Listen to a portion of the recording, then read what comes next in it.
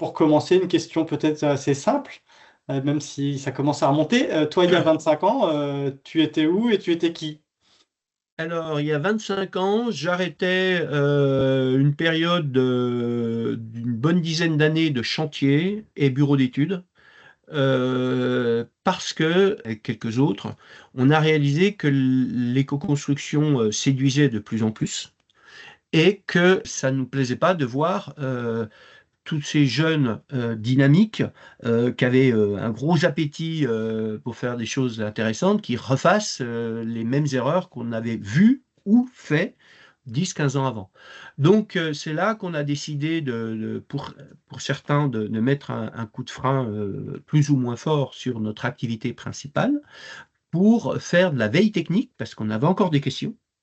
Sauf que quand on est sur chantier ou quand on est maître d'œuvre ou quand on est dans un BET, une boîte à faire gérer ou en tant que salarié, voilà, on n'a pas la disponibilité pour aller voir ce qui existe dans les bouquins, dans les revues, etc., etc. Le moteur économique, c'est devenu la formation. Vu qu'on passe notre temps à apprendre, ben, grosso modo, on a des choses à transmettre. Et si on essaie de faire un état des lieux en se projetant, du coup, il y a 25 ans, en 2001, l'écohabitat, c'était quoi en France? Alors, ça commençait à sortir de l'hyper-confidentialité. Avant, on peut dire qu'on était, ouais, il n'y a que les militants écolos qui nous repéraient. Et il faut dire qu'à l'époque, on avait des statuts un peu bâtards et faisait des prestations qui n'étaient pas suivies, qui n'étaient pas accompagnées de garanties. C'est-à-dire qu'on était hors la loi vis-à-vis de cette obligation qui vaut pour toutes les personnes du bâtiment depuis 1978 et la loi Spinetta. Tous les professionnels du bâtiment doivent avoir une garantie, doivent accompagner leurs prestations de garantie. Et moi, mon premier statut, les premières années, j'étais salarié comme aide à l'autoconstruction, parce que en tant que professionnel, les solutions techniques que je proposais n'étaient pas du tout codifiées, connues, référencées en France. Et il y a 25 ans, on a commencé à avoir des clients avec des vrais budgets. Clients, je dirais lambda, avec des budgets lambda, donc des vraies maisons. Donc il y a 25 ans, il y a une sorte quand même de bascule, du coup, de professionnalisation un petit peu du Ouais. secteur. Il y a eu un élément déclencheur, c'était le chantier expérimental de Montaulier, donc c'est dans le Jura. C'est une commune, donc c'est la première commande publique d'une maison paille et d'une maison chambre. Vu que les partenaires, c'était quand même la Fédération française du bâtiment, c'était l'ADEME et c'était le ministère, il y avait un gros budget en termes de R&D, recherche et développement, pour voir si ça marchait. Et Ouais. la conclusion, c'est que ça marche. C'est-à-dire, c'est peut-être au départ un délire d'écolo, mais les matériaux bien mis en œuvre, ils font le job et ils sont pérennes. Pour le chanvre, ça a permis de générer la dynamique qui aboutit à l'écriture des règles pro. Donc c'est Mm. comme ça que les choses sortent de l'extrême confidentialité, quoi. Après la paille, il y a eu une dynamique avec le réseau français de la construction de paille géniale. Dans les 25 ans qui ont suivi, donc jusqu'à aujourd'hui, ça a été quoi les principaux tournants du secteur? J'ai un pied dans l'éco-construction, et je reste encore très présent là-dedans, mais ce qui m'importe moi, c'est que ça infuse sur le reste de la construction, pour que les gens qui ne sont pas spécialement militants, sensibles, tout ça, réalisent l'intérêt. Il y a eu un acte hyper important qui, pour le bâtiment, il y a l'avant et l'après, c'est le Grenelle de l'environnement. Les professionnels du bâtiment ont vraiment réalisé que leur travail au quotidien, le fait de construire, le fait de réhabiliter, voilà, le fait d'acheter des matériaux, c'était hyper en relation avec les problématiques dont on commençait à parler beaucoup. C'était en 2007, me semble-t-il, le Grenelle de l'environnement, du réchauffement climatique, de la toxicité, etc., de la qualité de l'air, etc. Depuis, c'est moins évident de dire, bon, ben, il y a le bâtiment classique et il y a l'éco-construction. Parce que le bâtiment classique a intégré certains éléments qui était cantonné au milieu de l'éco-construction. Et puis, ça a été un appel d'air pour certains matériaux. La ouate de cellulose, moi, j'ai croisé des gens qui la mettaient en œuvre il y a 60 ans. Mais c'était resté dans des milieux quand même assez confinés. Et là, je dirais, de la ouate de cellulose, de la fibre de bois, il y a quand même pas mal de matériaux qu'on croise chez les marchands de matériaux, alors que moi, la première fois que j'ai mis en œuvre de la fibre de bois, on faisait commander ça et on était content d'avoir un pote architecte qui connaissait bien l'allemand, il fallait gérer ça en allemand, et pour payer, c'était encore pas l'euro. Voilà. J'ai fait ma maison, paille, chanvre, terre-paille, voilà, maison, ossature bois, avec les ressources qu'on avait, et j'avais jamais eu de retour d'informations de personnes ayant isolé les toitures en paille. Donc, par exemple, j'avais décidé d'isoler en watts. Et puis après, j'ai réfléchi et je dis non, mais la paille, je ne vois aucune raison technique qui ferait que la paille n'irait pas. C'était avant Internet. Grâce à Internet, quelque chose qui est hyper confidentiel, on y a quand même accès. Après, il faut pas être perdu. La première maison paille que j'ai construite, pour la construire, on avait 3-4 feuilles recto verso d'un maçon québécois qui disait ici au Québec, on construit comme ça, et voilà comment on construit. Avec Internet, quand même, on sait ce qui se passe, on peut vérifier, on peut retrouver, si on est exigeant, on peut aller à la source. Si je fais une recherche Internet en 5 minutes, je vais voir ce que les algorithmes ont envie de m'envoyer par rapport à l'image qu'ils ont de moi.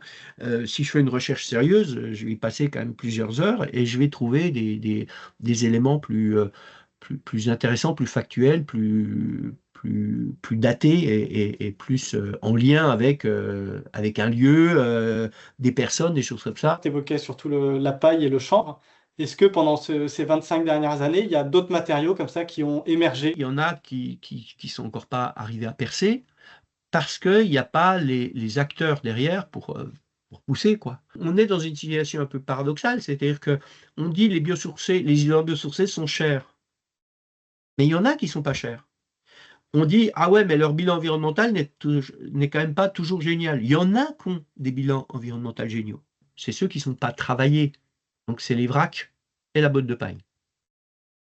Sauf que vu qu'ils ne coûtent pas cher, il n'y a pas d'acteurs économiques, il n'y a pas d'industriels, il n'y a pas de dynamique collective forte. J'applaudis le réseau français de la construction paille, parce que la paille, il n'y a pas d'argent à faire du commerce de la paille.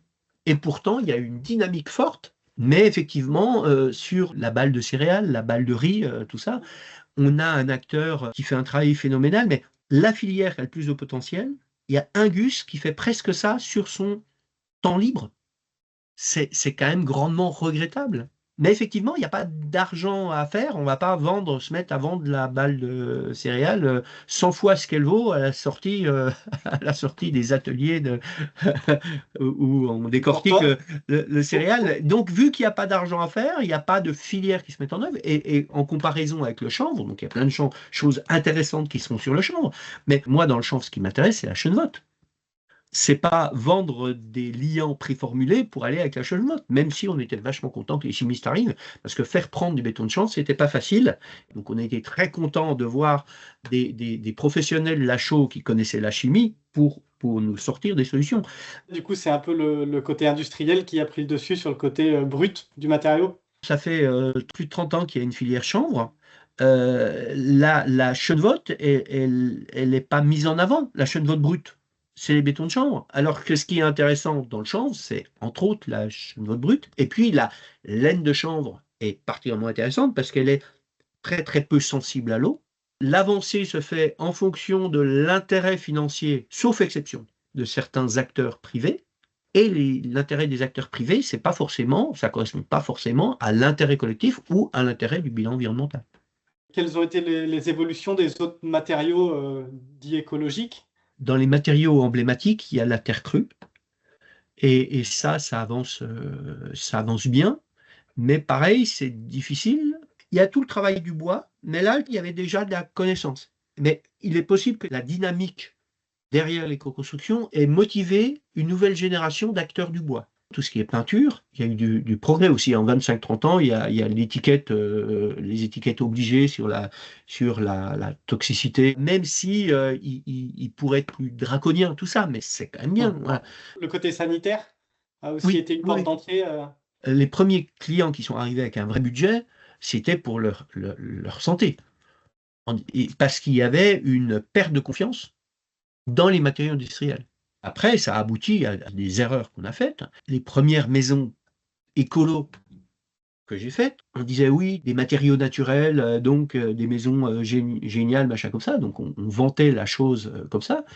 Elles étaient toutes chauffées au bois bûche et il n'y en a pas une qui avait une VMC.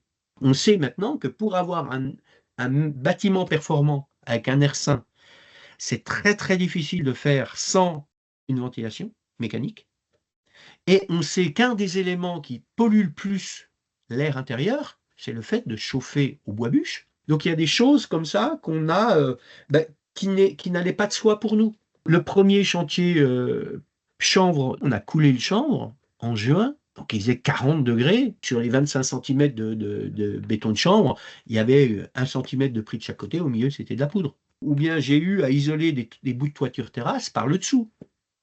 On n'isole pas une toiture terrasse seulement par le dessous. Ouais. Ça fait fissurer le béton, c'est n'importe quoi. Est-ce qu'il y a comme ça d'autres phénomènes qui entrent en jeu dans le fonctionnement des bâtiments et qui ont vu une vraie évolution pendant cette période? Il y a une chose vraiment révolutionnaire, c'est quand on a réalisé l'intérêt et la pertinence d'avoir une vraie étanchéité à l'air des bâtiments. Entre avant et après, c'est le jour et la nuit.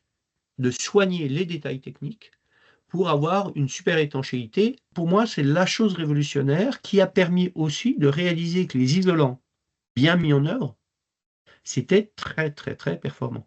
Alors que ça fait 50 ans qu'on met en œuvre des isolants, pas avec le soin nécessaire, entre la gestion des ponts thermiques et une étanchéité à l'air moyenne, avec des isolants qui se tassent. Donc on a 50 ans d'expérience d'isolants qui font le job, mais c'est tout. Alors qu'un isolant bien posé, c'est exceptionnel. Et est-ce que cette étanchéité à l'air, elle a fait naître aussi l'intérêt pour la notion de perspirance des parois d'un bâtiment?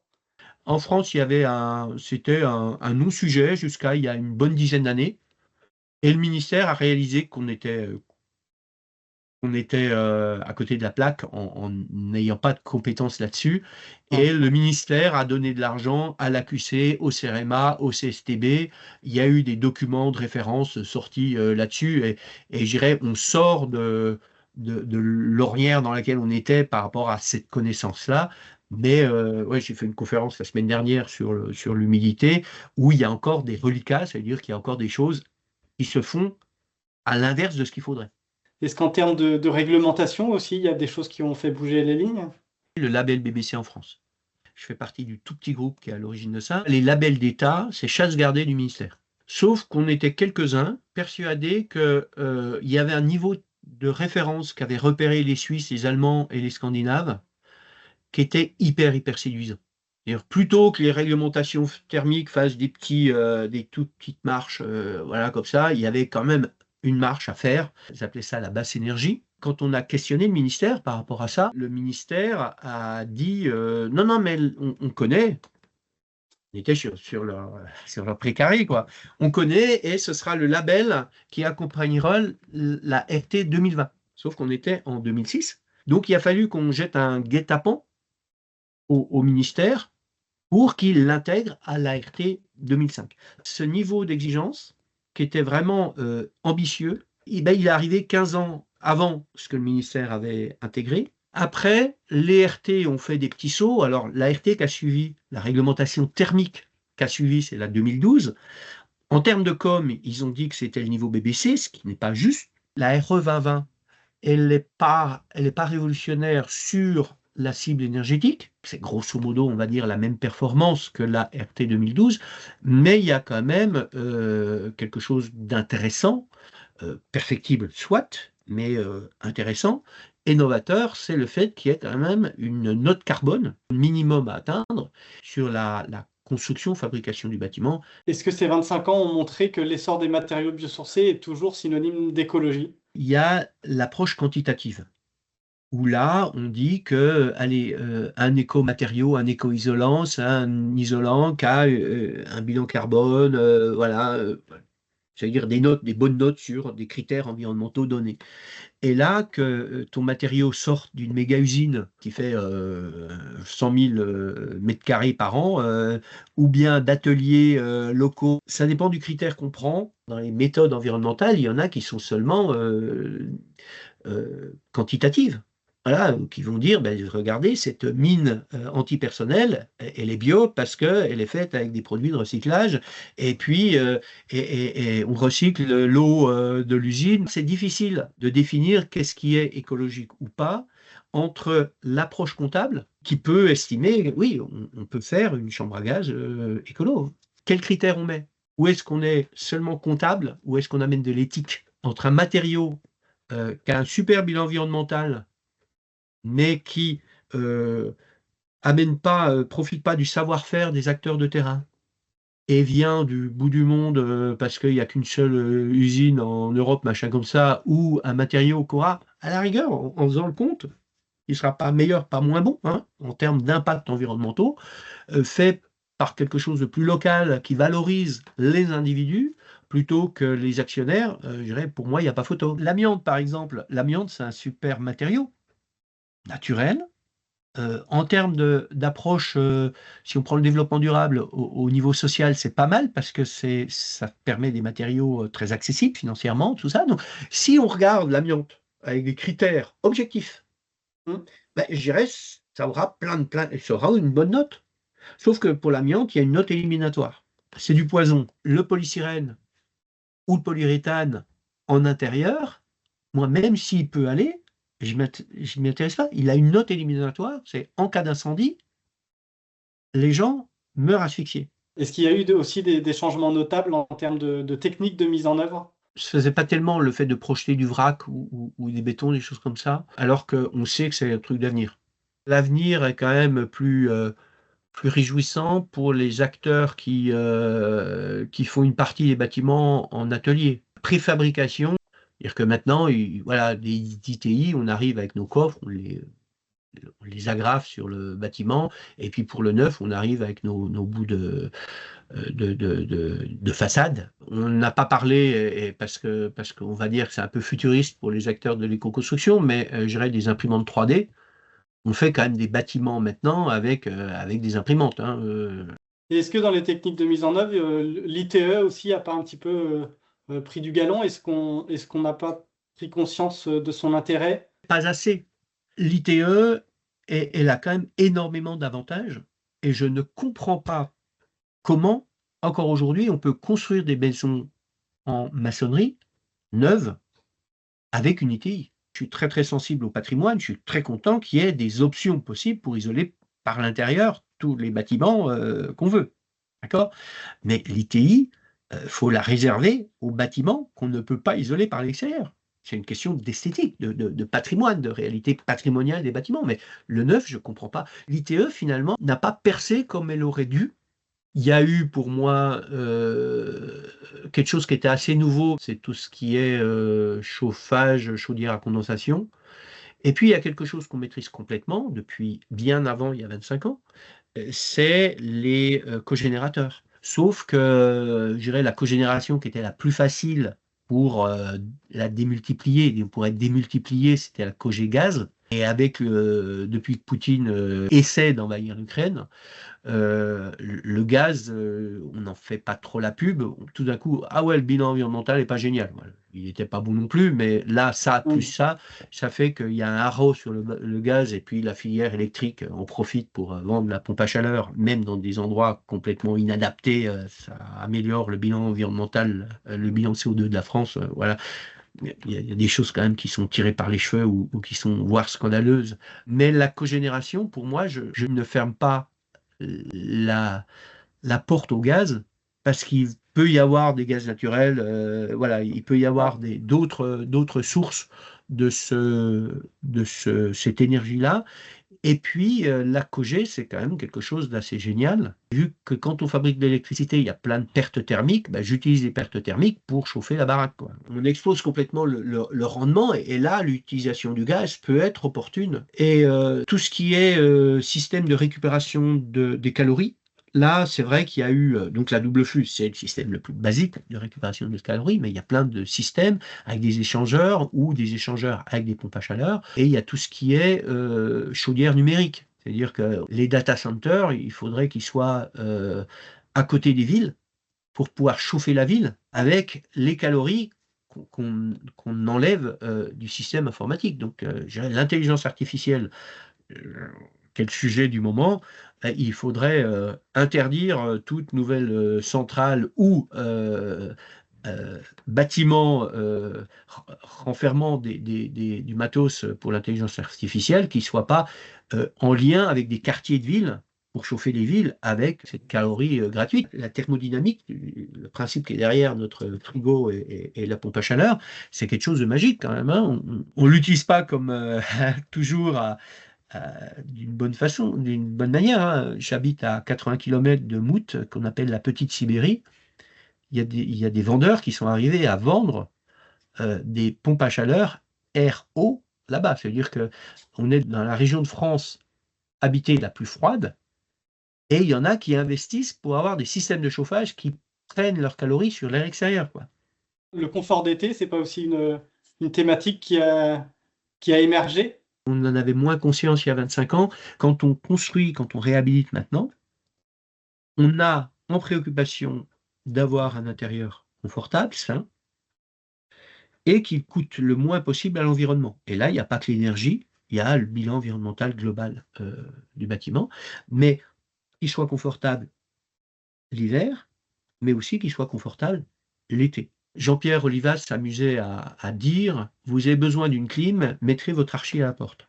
C'était une façon gentille de dire que sous nos climats, si on a besoin d'un système de rafraîchissement pour l'été, c'est qu'il y a des erreurs dans la conception. Trop de vitrage, pas le bon vitrage, pas les bonnes orientations, pas la bonne protection solaire, les choses comme ça. Ok, mais ça ne marche pas avec les canicules. C'est-à-dire que faire un bâtiment qui n'a pas besoin de système de rafraîchissement hors canicule, là, c'est du savoir-faire des professionnels.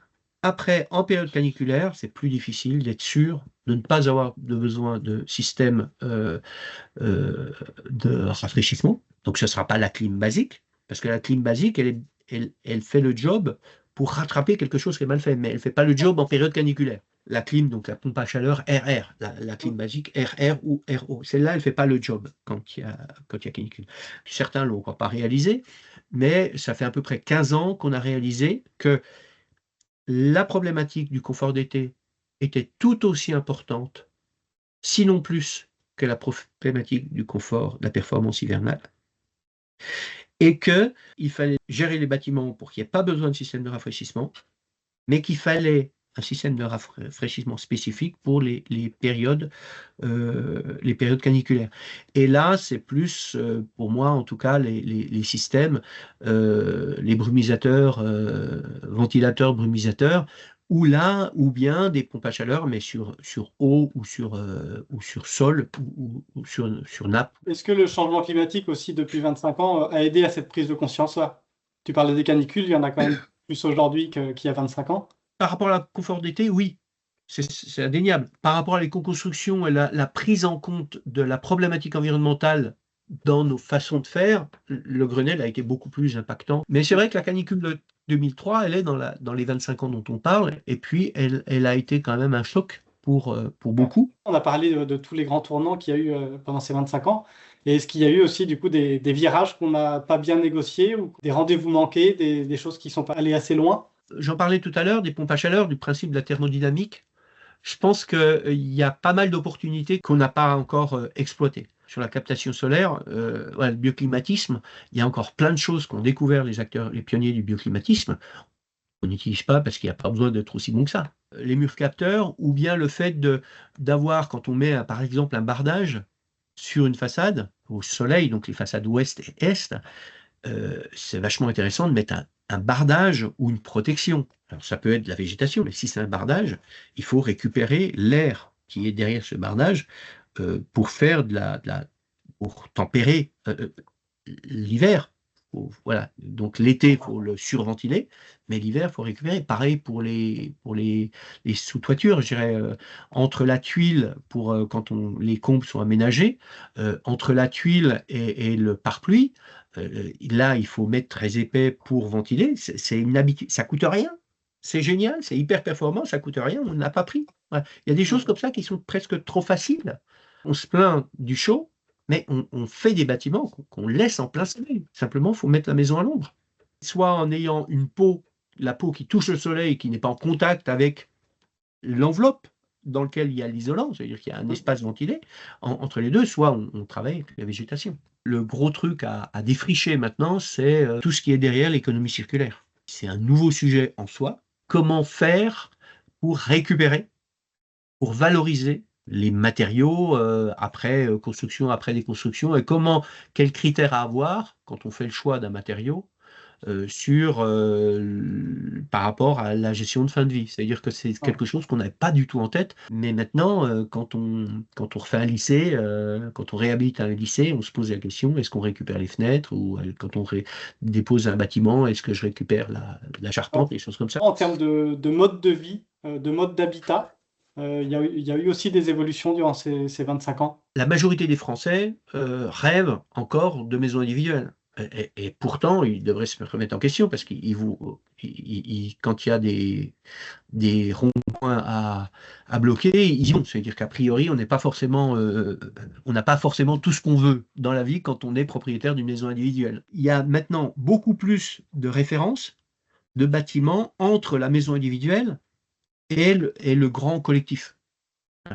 Mais par rapport à des pays, on est encore à la ramasse parce qu'il y a dans plein de pays, il y a une densité qui fait que le terrain est très très cher. Il y a 35 ans, dans ma tête, c'était mais non, quand tu es cadre et que tu as de l'argent, tu construis une maison. Maintenant, il y a plein d'expériences et d'expériences réussies qui font voir effectivement qu'on peut être hyper bien logé, bien chez soi, pour un coût moindre. Mais effectivement, c'est des maisons à coller ou bien c'est des petits collectifs ou des choses comme ça. Effectivement, ça, c'est une chose intéressante sur l'habiter, comment habiter, tout ça, ou bien du participatif. Là, je suis en réflexion de quitter ma belle maison individuelle qui est grande pour deux futurs retraités. Et effectivement, on se pose la question d'avoir plutôt un petit logement dans un projet collectif avec, je dirais, une espèce de salon où il y a tous les bouquins, les revues, et machin comme ça, plutôt qu'on soit tous abonnés au même truc. Est-ce que tu peux sortir ta boule de cristal et, quelles sont les tendances pour les 25 années à venir? L'urgence, elle n'est pas l'éco-construction. L'urgence, c'est la prise de conscience globale du fait qu'il y a un problème politique majeur actuellement. Les pays tombent l'un après l'autre dans l'escarcelle des populistes. Et je dirais que c'est difficile de passer beaucoup de temps à améliorer le quotidien sur un sujet technique quand il y a des drames qui se vivent voilà. Donc j'ai pas la disponibilité d'esprit là de me projeter aussi loin. On rentre dans un Matin Brun, je pense au livre Matin Brun. On est en train de rentrer dans un tunnel là. Voilà, donc il faut tout faire pour être résilient. Et résilient, c'est pas que par rapport à la nature, c'est par rapport aux ambiances qui vont nous être imposées et aux contraintes qui vont nous être imposées dans les années à venir. Je suis assez content parce que dans l'éco-construction en France, on a, dans ces 25 dernières années, montré que ça marchait et c'était du gagnant-gagnant. Donc on peut avoir un regret du fait que tout le monde n'y soit pas allé, mais quand on est dans une période trop chamboulée, à un moment donné, il y a besoin de reconstruire. Quand il faudra reconstruire ou se remettre au travail sainement, on aura des exemples de choses différentes, donc qui ne correspondent pas à ce qui s'est fait massivement, mais de choses différentes et qui marchent. C'est ça qu'il faut, je dirais, sanctuariser de telle façon à pouvoir y revenir quand on se sera tapé sur la tronche pendant 5, 10, 15 ans, parce que chaque période où les populistes prennent, c'est ça, c'est-à-dire qu'il y a une dégradation forte du lien social. On dira, ouais, stop, on arrête, voilà, on arrête et on reconstruit à partir de quoi? Et là, il y aura des ressources, en tout cas, l'éco-construction aura amené pour la France, mais pour au niveau de tous les pays occidentaux, de très très nombreux exemples qui montrent que quand on sort des sentiers battus, il y a des choses intéressantes qui se font, qui marchent et qui sont sacrément agréables.